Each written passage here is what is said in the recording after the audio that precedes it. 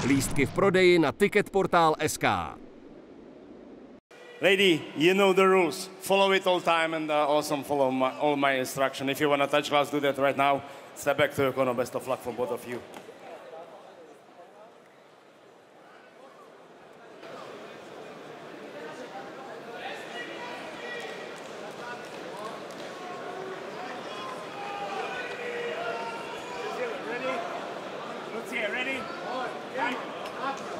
Začína nám jediný ženský zápas Pudilova versus Bolander. Tento zápas prináša Gold, prémiové nikotinové sáčky a uvidíme, či Cecilia Bolander potvrdí svoje sebavedomie, s ktorým vstupuje do tohto zápasu. Alebo úspeje Pudilovej skúsenosť a vyzápasenosť.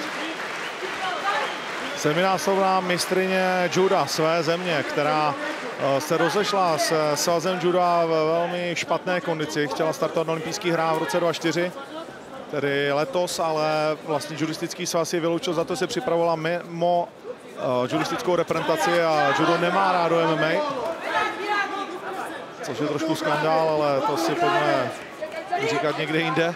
V každém případě Bolander, jakožto sedminásobná šampionka, bylo jí znemožněno se zúčastnit vlastně té olympijské kvalifikace. Soudí se v tuhle chvíli se svazem a už se bude definitivně věnovat své profesionální kariéře.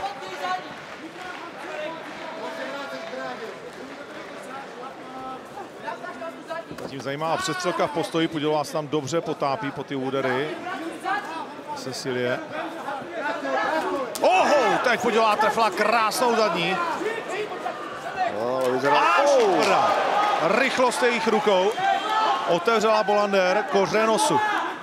Tak tohle byly nádherné dvojky a další dobrá přední, ale teď Bolander jde po tom, co jde nejlíp, ale Lucie se zdá, že to docela slušně vysprolovala. No, vyzerá, že Bolander sa tam ten poriadne spustil. Krvi je tam naozaj dosť.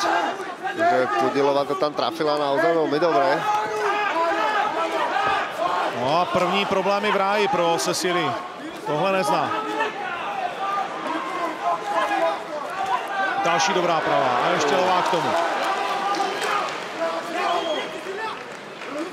Lucie zatím předvádí dokonalou bouři. Ruce jí létají. Výborně vysprolovala.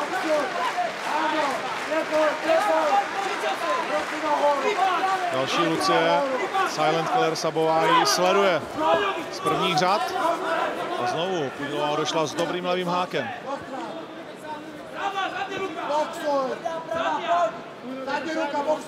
Pudilová je zatiaľ veľmi presná. Tá damage sa tam sčítava na Bolander.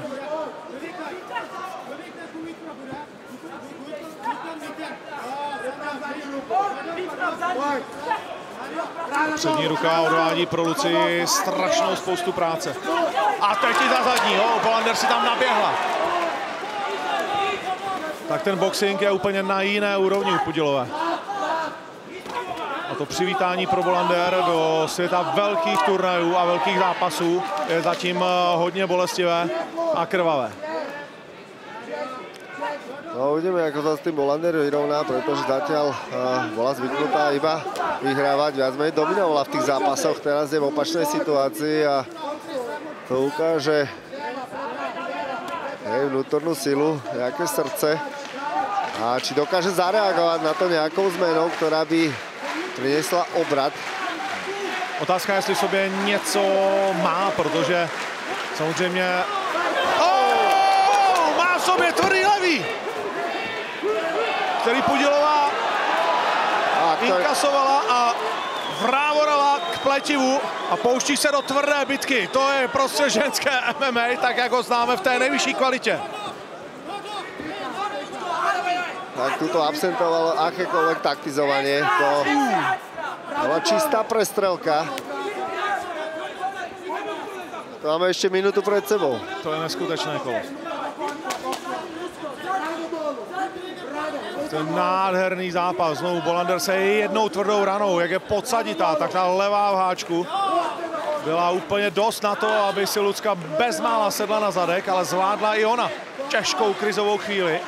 36-13, počet signifikantných z prospech Pudilovej. Ale jeden z tých 13 úderov trafil Luciu naozaj tvrdo. Aby sa krásne ponorila. Byla to šťastná 13 pro Bolanderovou, který udržela v zápasu. Jsem zvědavý, jak tenhle vlastně knockdown budou rozhodčí hodnotit. Pudilová si samozřejmě získává celou dobu kolo, aby pak Bolander přišla s takovým úderem. Další tvrdá, tak podívej, rozdává si to s Pudilovou. V těch výměnách ještě takedown na závěr, ten už je vlastně zbytečný, ale rozhodně ne pro psychiku norské bojovnice. Wow! No, tak.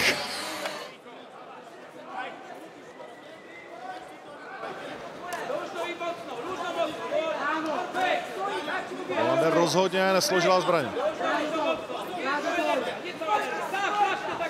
Dneska neměla moc dlouhý kemp. Už se teoreticky v dlouhém zápase mohlo projevit.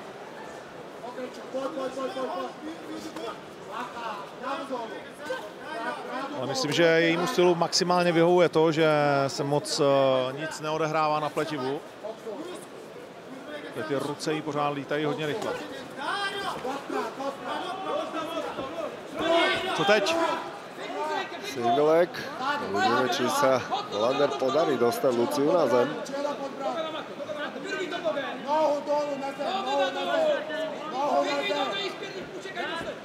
Moc to nevypadá. Lucie, jak jsme říkali. Prostě jestli se v SBG něco naučila od Johna Kavanaugha, tak určitě tohleto. Výrazně zlepšila všechno, co se týká grapplingu, zápasení, výborné obrany.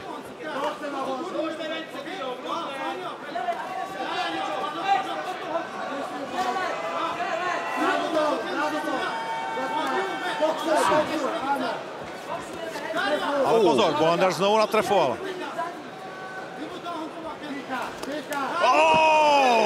Pudilová trefila zadní, ale Bolander v takovém pádu, možná trošku přivypnutá, teď sebrala Pudilovou sebou na zem. A to, že si potřebuje lehoučce oddechnout, vidíme i na tom, že jen zůstává ležet na Pudilové. A jí tam nacpala hned loket. Byl priamo do oka. No, uvidíme, Lucia Pudilová.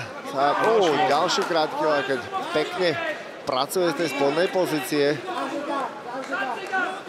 Bolander vůbec nemůže nechat vteřinu a centimetr prostoru, protože Pudilová hned trestá úderem ze spodu. Další a další údery. Zatím tam Bolander vlastně vůbec nic nepředvedla z té horní pozice. Teď je krátká s těmi údery. Určitě dobře pracuje.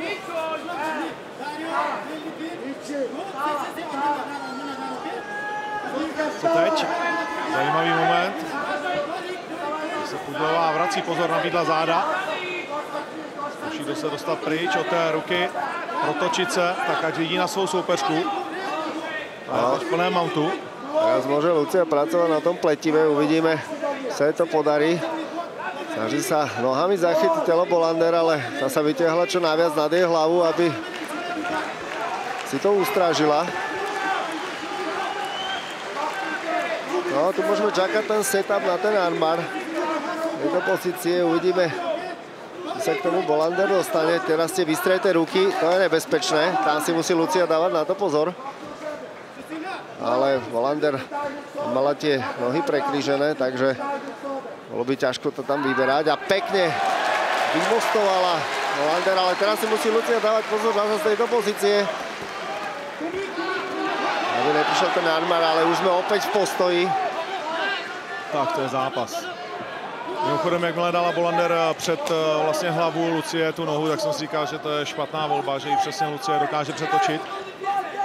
Ztratila to těžiště.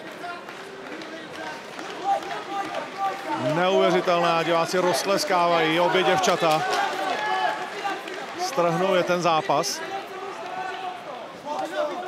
Šílené tempo. O, krásné zakročení. Ale Pudilová rychle vstává. A dostal tam tvrdý úder znovu z levé ruky Bolander. To tempo je absolútne šialené, ktoré predvádzajú. Tam ani z jednej strany nebola chvíľa nejaká hlucha, kde by sa niekto vydýchával. Tam není na to čas, pretože aj jedna aj druhá sú veľmi aktívne v tom zápase. Pudilová dobře boduje těmi dlouhými údery. Příliš nízký kop. Teď se okamžitě vrací high kickem.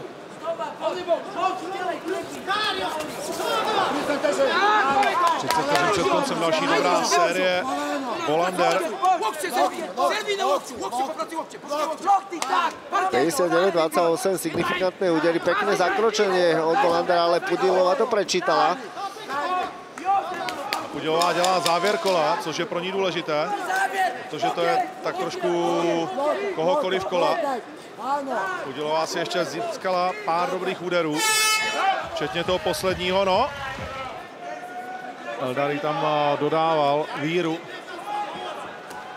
Pro Pudilovu bude extrémně důležité nenechat se strhnout na zem, což Bolander bude zkoušet. Hned se tam rozbíhala na zakročení. Obě rozhodně vypadají v tuhletu chvíli, že se srazili s vlakem a ten pak ještě zacouval, ale obě to zvládají skvěle. A obě zatím ten vlak dokázali přeprat. Bolander je, ale teď čerstvější. No a výrazne čerstvejšia. Cíti to, je si toho vedomá. Tá rečtela bola úplne jasná po tom druhom kole. Na druhou stranu šlape teda do pedálu, že jí tohle 5 minut vydržet nemůže, podle mého názoru. Koleno, ještě jedno! Zlomit Lucii Pudilovou je téměř nemožné, to víme. Tak titulový zápas bude neskutečný. Pudilová, pokus o takedown, pozor na to koleno, zvedla hlavu včas. Potřeba být tvrdý úder, aby trošku zpomalila teď Bolander a její odhodlání. No, v jej rohu ju upozorňovali na to, aby dokázala zareagovať na to zašlapnutie, aby tam urobila sprawl. V podstate, tak ako sú karty rozdané, Lucia musí prežiť toto kolo. Tvrdá pravá. Dobrý ducking Bolander. Pořád hrozí ukončením a je si toho vědoma. S 3 zápasy. Nikdy se nepotkala s nikým, jako je Pudilová blízko a podívej se, jaký předvádí výkon. Pudilová pořád dokáže ty ruce vyhazovat. Teď série předních rukou, tvrdý pravý. 3 minuty do konce. Tak, ženský zápas roku do téhle chvíle jednoznačně máme.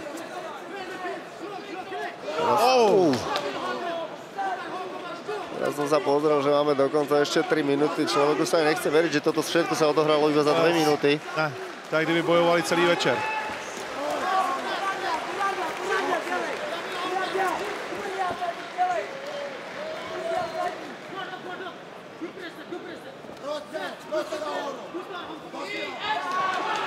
Dobře, znovu Lucie dokázala vrátit 2 údery. Vstoupila Bolander do kolena. Tvrdá zájemná prava. Bolander to propadává do té pravé. Je si vědoma toho, že to potřebuje ukončit a zkouší rozhodnout.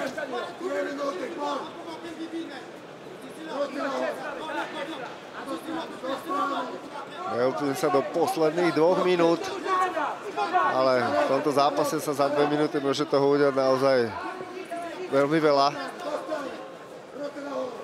100 vteřin šíleného, krásného zápasu, kde toho už mají opravdu obě 2 dost. Teď Bolander vůbec poprvé ve 3. kole udělala snad 3 kroky zpátky, ale hned její hlava a její myšlení poslalo zpátky do té honby za vítězstvím. Tvrdá prava. Rychle se dokázala zvednout po tom uklouznutí. 80 vteřin.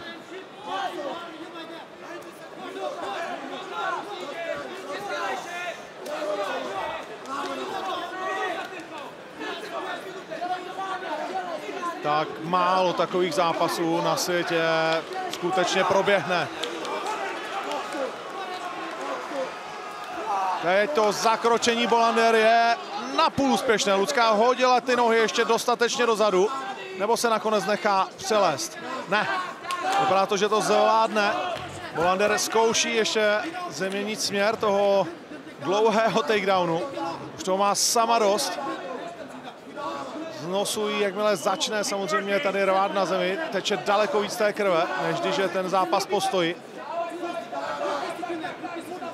Wow, tak tohle je prostě typické ženské MMA, že jsou ochotny ujít tou extra míli navíc. Udová se postavila a tím si myslím definitivně zlomila ten zápas ve svůj prospěch. Škrcení ve stoje. Bolander tam asi zbytečně zabírá ten single leg, ale Lucka to pustí, odklepáno 10. Ještě tvrdé údery. Nechce se nechat hodit, což vlastně vyšlo. A je konec tohle šíleného zápasu, ve kterém Bolander si ještě zvrtla nohu na závěr, mám pocit. What a crazy fight, ladies and gentlemen. Let's see how judges score this fight. Grzegorz Szczepanik, 29-28. Pudilová. Eva Borodáčová, 29-28. Bolander. And Vojtěch Novák, 29-28. For the winner by split decision, Lucie Pudilová. Lístky v prodeji na Ticketportal.sk.